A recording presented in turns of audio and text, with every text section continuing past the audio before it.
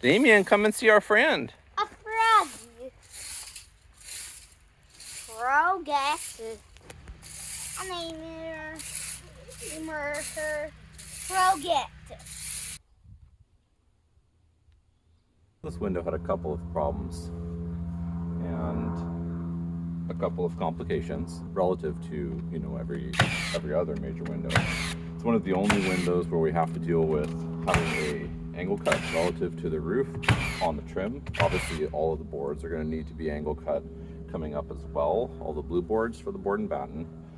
But as far as window trim goes, it's this one, and really that's about it. So the other complication is that you can see on this end over here, this is an extra wide, and there just wasn't a whole lot of room to the edge, to the corner, and so I went with a board that would fill that space with an appropriate amount of caulk. And this particular wall has a slight outward lean to it, and so, you know, as you're starting at the bottom and it kind of increases when you get up to the top, caulk will hide all of that, thankfully, and at 3/16 less and a quarter or so, so it's not a huge difference.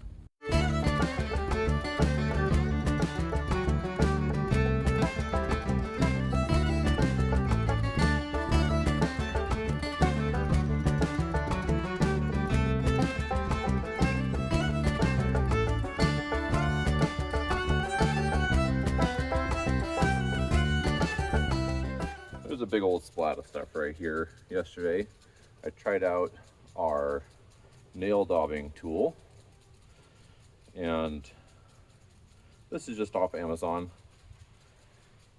So I didn't know what the quality would be, and it's probably more for like craft quality.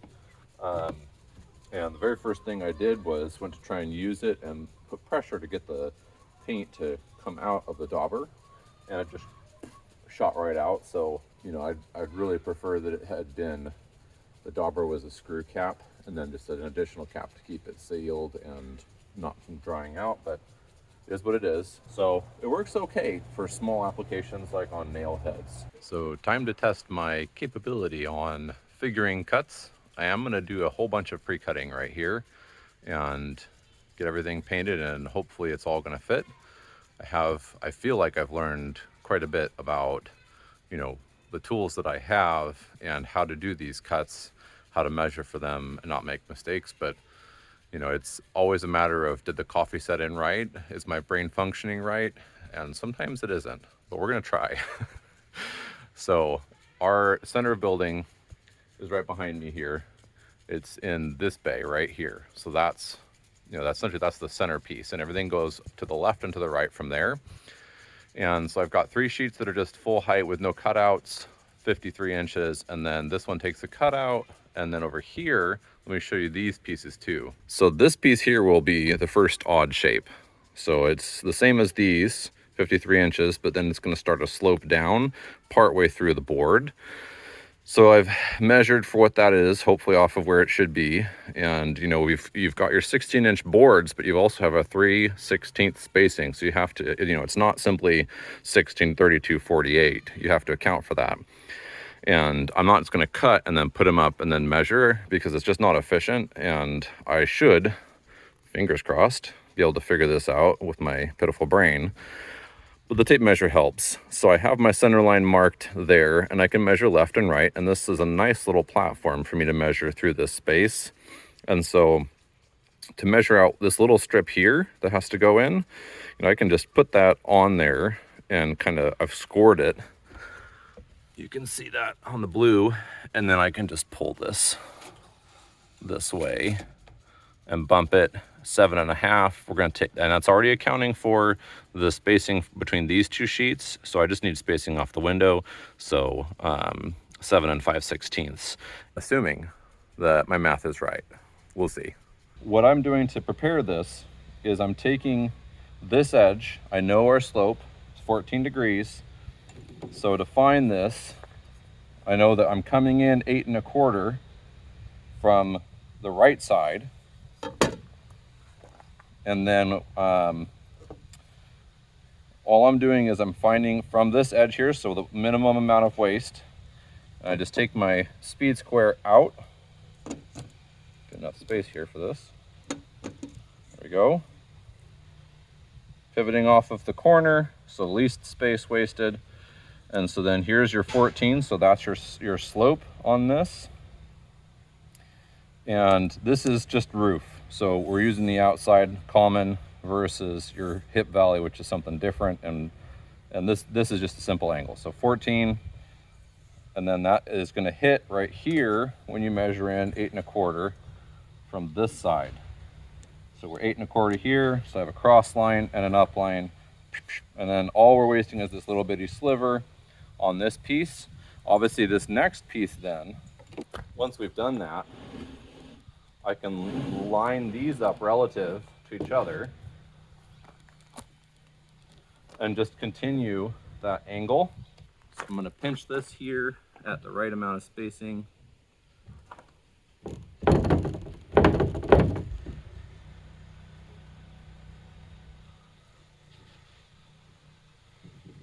There we go. Now I can bring this over here, and then again, we're gonna line it up and we're gonna test.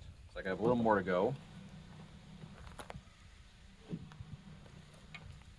Again, we'll test it. And that looks to be perfect. So we're gonna go right there. And then we're just gonna mark that off.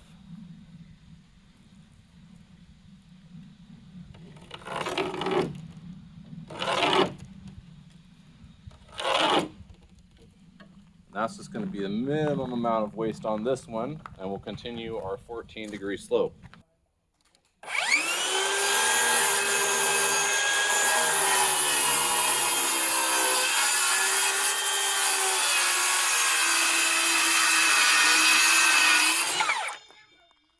We have a number of sections here that I've already set up and that are ready to go for cuts. So we need a number of pieces of 53, and so I've just aligned these 4 centers at 53 this way, so I'll make a single cut across. They're all butted on that end and spaced with 3/16 spacer. And then this next one is a continuation of that with a cutout for a window. And then we'll have a little bitty scrap right here that we can take off of one of these ends. And then we'll go into another piece that will mostly line up to here, but has a section that starts going down at an angle. Everything over there is all cut in, so we're over to the window on that side pretty much. I think one more little narrow board. And then over here, I've prepped for cutting this one. And on this one, the window is going to take out basically all the top of this board. With that big of a cutout, I'm making sure that this is well supported. So I'm putting it on a board where it won't get cut. But you can see there's just not much left. It's going to be on this strip. All right, so we're on to the next one. This one's going to be a full, and it's going down the slope. So there's no other little cuts, no windows. But one thing we have to keep in mind here. So we've started our slope. We've continued our slope. Just used the speed square. I didn't bother to run this long because I'm not doing multiple. But we line that up perfectly on that end so that we can come down here then and mark the length without having to go up and measure it. And then we should be good to cut that straight across, and we'll have the right length of the next piece here. So a little tip for you, this isn't mine. I believe it came from Perkins Builder Brothers, great channel. But let me show you how I make sure that I'm getting a nice straight cut and how I started out versus how I used to. So I've got a line here, nice straight across line, and I used to cut this way for everything. So just hold the saw off of this guy and then run it all the way through. What I'm doing now on this finished type of work is a plunge cut to start. So I line up where I want to be on the notch on the far side of the saw, this part right here. I line that up to the cut line, and then I look back and make sure that the blades are right where I want to be.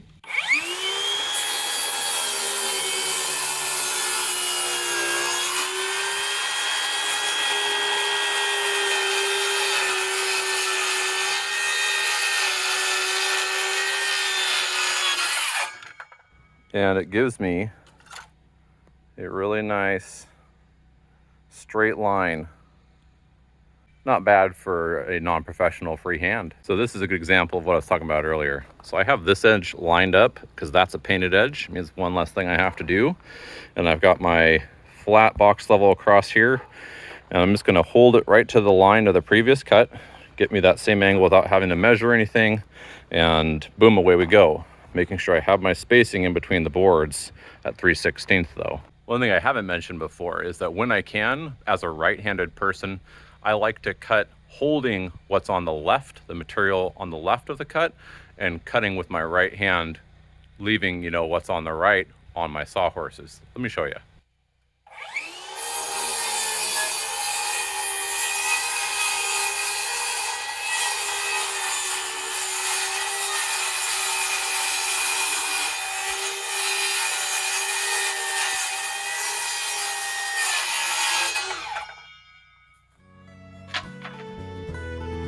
We're in the middle of summer now, and have no way of knowing what fall will be like this year. I'm still hopeful to be done with clothing the house by the end of September, but the 2 lower roofs will probably push us into October. So long as we can keep it to there, we should be in good shape to finish the house enough to live in by spring, though not by Christmas, as I'd originally hoped. So let's talk about our touch-up kits, and I've used them a little bit more, and here's what I think about them. And let me show you some in use, and you can come to your own conclusions. So the first thing is, you know, they're little bottles, basics. This is the brand we got, was really cheap on Amazon. And basically just pouring paint into one of these because it's got this nice little drip edge. And that allows me then to pour it off into these little touch-up kits. There are 2 sizes. There's this size and there's this size. And I don't know if we're going to use these for this job at all. You know, I thought we would use these basically everywhere, and I don't think that's going to be the case. And you know, they're not as efficient if you have a large batch of work to do as just getting your paintbrush out. And they're kind of a pain to get them to work correctly. Technique-wise, once you figure it out, it's not so bad. So let's get the ends. I have 2 cut ends that need painted here, not just, you know, like a little nail hole. Let's see how they do. All right, so this is the applicator. Just a little fuzzy basic brush head, and you have to click it and it makes a little sound once it's secured in there. And I didn't know that, and this just popped right off yesterday when I was doing something, so something to be aware of. And then you can tell that even when I hold it upside down, it's not coming down into the applicator. So you have to apply pressure and squeeze, and then there, now you can see it's come through. So we're gonna just put this on using one of these, and this is actually going on a lot better for some reason than the white did yesterday, which is nice. And occasional another squeeze. And this is, you know, I think, and so they call these daubers, and I think that if you scrape it along there too much, it is going to eventually cause it some damage, the little applicator. So I don't recommend that you do that. You know, kind of like that kind of a motion is probably what you ought to be doing. But on the other hand, these are probably single use. Certainly the caps are, so I wouldn't worry about it too much. So this is a perfect application for this. You know, I went up and I touched up all those windows up there using the white one yesterday, and it took me a while to figure out exactly, you know, how to use it to its best advantage. And when you're done, it's just got a screw-on cap, very easy to secure this in, and at least for a day, that'll stay nice and moist. I already tried it on the white. So I'm kind of almost wondering that maybe the difference of why that worked so much better than on the white paint is that the white paint was, you know, mixed with nothing. You know, this blue was mixed in with the color, and maybe that lightened up the paint enough. So time to get started on this, and so time to get started on this little wall here, all short boards, and we're gonna see, because I've done all of this pre-measured and cut out to that third window and this little divot behind me, we're gonna see how many boards I cut wrong. I'm going to insult myself and guess 2. It will be real embarrassing if it's 3 or more. My peanut gallery says we will be looking at all of them. Shut up. What's your important one? Yeah. So Ben was just asking what the order of operations is going to be, and the order of operations is going to be adjacent to this window and then work that way, and then the little dabs down there behind me, and then we'll keep going around and past that window. And the reason being, first, those 2 pieces that fit around that window are drying. I did have to daub that end that I showed you, and so I don't want to get to those yet.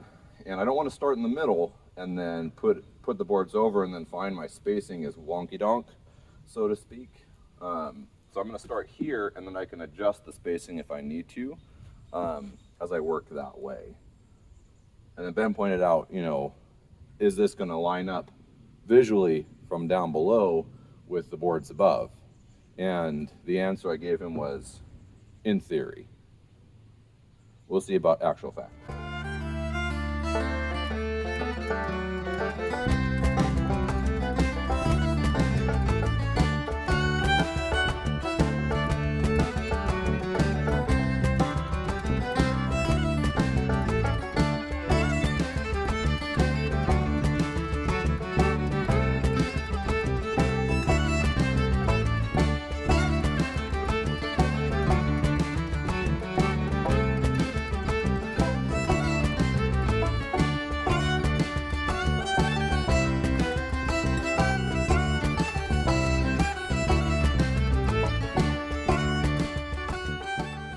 All right, Ben's bringing up my 2 cut boards for around that window. We already have the little baby in between, and we're gonna see whether or not my measurements came out real good, okay, or sad Jeremy. Why horse? The moment, oh, pretty horse. Moment of truth here. So width-wise, that's a win. And looks like if I have it maxed to the top, I think that is perfect. I have like just a hair to drop it down. So let's get our spacers in there. Come on, you. Over. Line it up on the bottom a little better. There. First nail in here.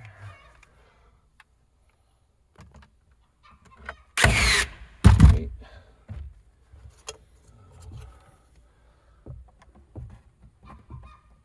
A little bit tight at the top here, but it quickly fixes that coming down. I think that's acceptable.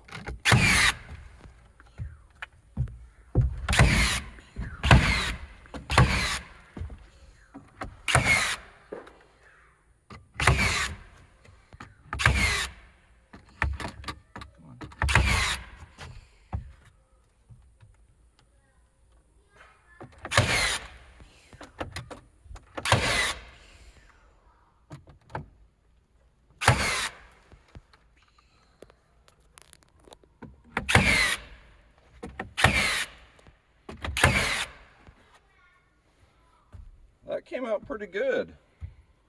It is tight here. Like a 16th tight at the very tip. So I'll have to bevel that caulk as I bring it down. So right here it's going to be kind of like a rounded edge. I'll try to just barely run down. And you got to be real careful because this is a textured board. So when you caulk texture to texture, if it's not, you know, the white caulk going to a white board, when you run that down, it's going to bleed pretty badly. So maybe I'll make Casey do that. We'll see. What do you think so far? I think it looks wonderful. And I actually measured it all ahead of time. I'm a real boy. So we're going to do that one and then this one. Because you look at this, there's a line, right? And then you go and put this one on, and see if you can see that. I mean, it's right up against the white. The nice thing about battens is if you got to jimmy these a little bit, you do have some wiggle room. The question is, does that push us off on the next one?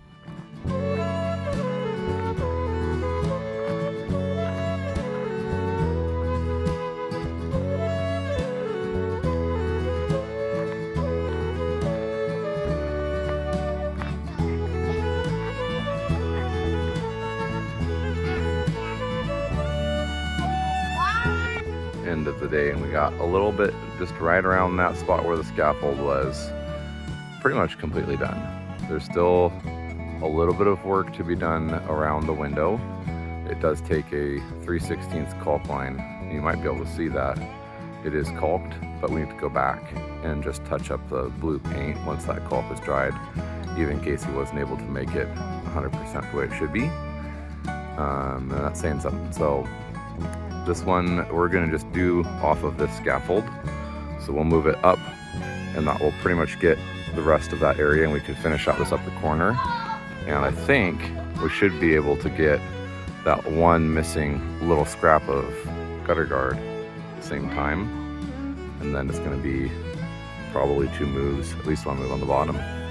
And then that side's gonna be done. This one, you can see, it's looking quite nice. I have a little bit to do on the end, one little last strip, and all of the battens. And we did, probably see that, add a little top trim board that needs caulked in. And then it does a nice job, just like we did, you know, with the boards running down on the top eave, of just finishing out that space. And in this case, we just did 1.5 inches. Essentially, it makes that a little bit thicker on this side. Thanks for watching. I hope you have a great day, and we'll see you next time.